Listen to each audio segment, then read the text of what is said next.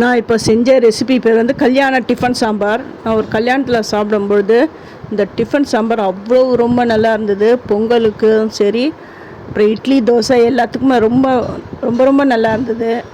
அது எப்படி பண்ணுறதுன்ட்டு நான் போய்ட்டு அந்த சமையல் மாஸ்டர் கேட்டப்போ அவர் சொன்னார், நாங்கள்லாம் அந்த சாம்பார் பண்ணிவிட்டு முடித்த உடனே அதுக்கு மேலே நான் ஒரு மேம்பொடி போடுவோம்.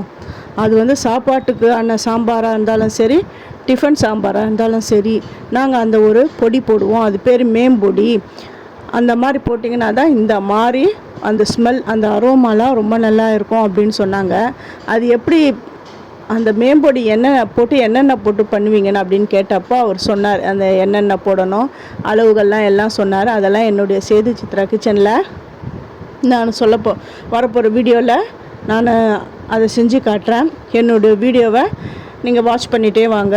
அதுவும் இல்லாமல் ஃபஸ்ட்டு என்னுடைய வீடியோவை பார்க்குறவங்க சப்ஸ்கிரைப் பண்ணலைன்னா சப்ஸ்கிரைப் பண்ணுங்கள். ஆல் அண்ட் ஆப்ஷனை தொட்டுட்டு பாருங்கள். அப்போ தான் நான் போகிற ஒரு வீடியோவுடைய நோட்டிஃபிகேஷனும் உங்களுக்கு காட்டும். இந்த டிஃபன் சாம்பார்லேயே நான் நிறைய வெரைட்டிஸ் ஆஃப் சாம்பார் எல்லாமே என்னுடைய வீடியோவில் நான் போட்டிருக்கேன்.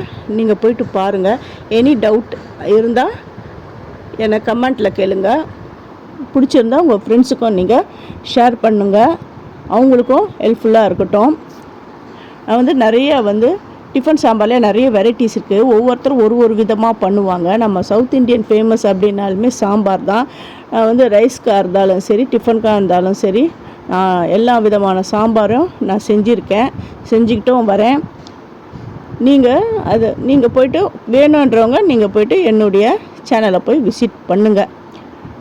இந்த சாம்பார் கொதித்த உடனே நான் தாளிச்சிட்டு தான் அதுக்கு தேவையான அளவு தண்ணி உப்புலாம் சேர்த்துட்டு தான் நான் அடுப்பில் வச்சுட்டேன். இறக்கும்பொழுது வெல்லம் போட்டுடணும். ஏன் இந்த வெல்லம் போடுறீங்க அப்படின்னா, அது எல்லாம் நம்ம போடுற புளிப்பு அது எல்லாத்தையும் கொஞ்சம் பேலன்ஸ் பண்ணும். அதனால தான் வெல்லம் சேர்க்குறோம். அப்புறம் அது இறக்கிட்ட உடனே அந்த சூட்டோடு நம்ம அந்த மேம்பொடி போடக்கூடாது. இறக்கி ஒரு 2-3 நிமிஷத்துக்கு அப்புறம் தான் இந்த பொடி போடணும். பொடி போட்டுட்டு அப்படியே மூடி வச்சிடணுமா.